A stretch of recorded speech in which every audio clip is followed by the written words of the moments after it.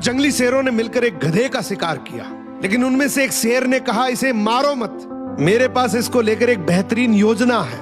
उस योजना के तहत शेरों ने गधे को अपने साथ रखा, उसकी देखभाल करके उसका विश्वास जीत लिया।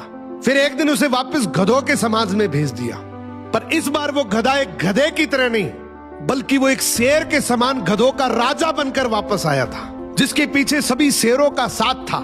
इसलिए बाकी सारे गधे इससे डरने लगे और उसके खिलाफ बोलने से कतराने लगे।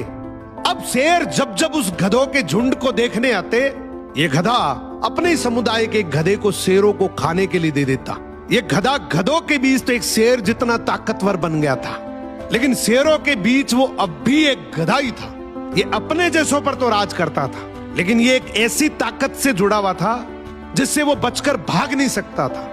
इसने हजारों मासूम गधों की कुर्बानी दी, सिर्फ ये सोचकर कि इससे मैं और ज्यादा ताकतवर बन जाऊंगा। एक दिन ऐसा आया कि सभी गधों ने एकजुट होकर उसका विरोध किया और ये ठान लिया कि इस बार शेर जब भी शिकार करने के लिए आएंगे तो हम में से कोई नहीं जाएगा, चाहे उसका परिणाम कुछ भी हो।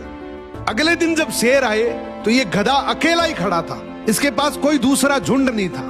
तो गधे ने शेरों से विनम्रता से कहा कि देखो साहब, मेरा खौफ अब खत्म हो गया, मेरी कोई बात नहीं मान रहा अब। तो शेरों ने डिसाइड किया कि चलो अब तू किसी काम का नहीं है तो तू ही साथ चल ले, आज का हमारा भोजन तू ही बनेगा।